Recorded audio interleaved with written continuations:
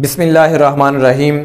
सब दोस्तों को अस्सलाम वालेकुम। दोस्तों, आज डीज़ल और पेट्रोल की जो किल्लत है वो इंतहाई ख़तरनाक सूरत हाल इख्तियार कर चुकी है कि लोग ज़लीलो ख्वार हो रहे हैं। हाथों में पैसे पकड़ के पेट्रोल पंपों पे लंबी लंबी कतारें लगी हुई हैं, लेकिन लोगों को डीज़ल और पेट्रोल जो है वो दस्तयाब नहीं है। जिस जगह पे लोग का हजूम है वहाँ पे लड़ाई भी हो रही है, झगड़े भी हो रहे हैं, और लेकिन हुकूमत के जो है कान पर जूं तक नहीं रेंग रही।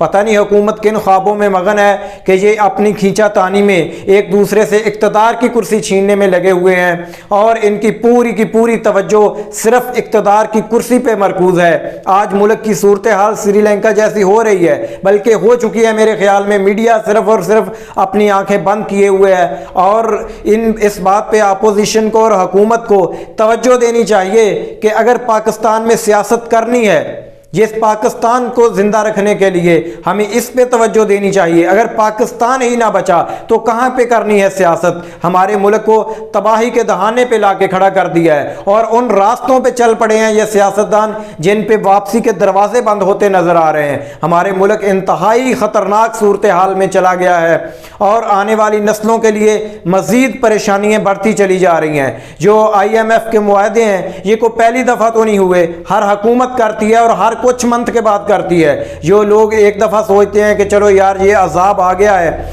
एक दफ़ा ये मुआहदा होने के बाद को महंगाई कम होगी, महंगाई कतन कम नहीं होती। पिछली दफ़ा खान साहब की हुकूमत में यही रेट चल रहे थे तो किराए जो थे वो ट्रैफिक वालों ने बसों के किराए बढ़ा दिए थे।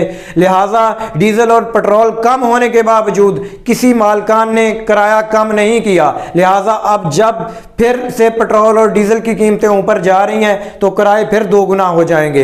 इनके घर के मामलात हैं, जब दिल चाहता है बढ़ा देते हैं, और महंगाई का मजीद तूफान आने वाला है। आने वाले चंद दिनों में महंगाई का मजीद एक पाकिस्तान में तूफान बरपा होगा, और सियासतदान और अपोजिशन सिर्फ और सिर्फ ये इक़्तिदार की कुर्सी के लिए गुथम गुथी हो रहे हैं। आवाम का किसी को कोई ख्याल नहीं। जो मजदूर रोजाना अपना 500 रुपए कमा के उसमें से उसने अपना खर्चा करना है, उसमें से बच्चे पालने हैं, इन जो जाती उम्रा में बैठने वाले और 300 कनाल के घरों में बैठने वाले और जो लंदन के फ्लैटों में बैठने वाले, इनको क्या पता कि आवाम कैसे गुजारा कर रही है। ये तो अपने शाही मोहल्लों में बैठ के अपने जहाज़ों पे सफ़र करके अपने जो कर्जा लेते हैं वो अपनी अय्याशियों में चंद मंथ में वो ज़ाया कर देते हैं, और दोबारा से आवाम पे एक महंगाई का जो है वो बोझ डालकर फिर से कर्जा लेने के लिए तैयार हो जाते हैं। लिहाजा इस मुल्क को चलाने के लिए, इस नस्ल के मुस्तकबिल को सोचने के लिए इस हुकूमत को भी सीरियस होना पड़ेगा,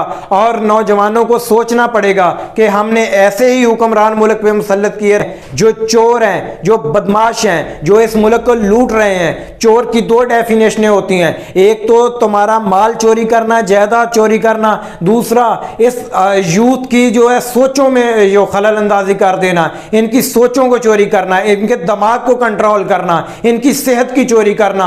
हमारे हुक्मरान जो हैं ये दोनों किस्म के तो इनमें क्वालिटी पाई जाती है। ये हमारी सोचों को भी चोरी करते हैं, हमारी सोचों को भी महदूद करते हैं, हमारी सेहत की भी चोरी करते हैं। खुद बीमार होते हैं तो लंदन में चले जाते हैं, हम बीमार होते हैं तो हम यहाँ पे रुल जाते हैं। सरकारी हॉस्पिटल में दवाइयाँ मैसर नहीं हैं, और ये खुद किसी को कोई मसला बन जाता है। वो साहिबजादी कल से कह रही थी मैंने छोटी सी सर्जरी करवानी थी, वो दुनिया के 2 मुल्कों में होती है। अरे पूछो इनसे कि पाकिस्तान में वो उस सर्जरी की सिर्फ तुझे ही ज़रूरत है, बाकी अवाम नहीं है, उसमें जान नहीं है, वो इंसान नहीं है।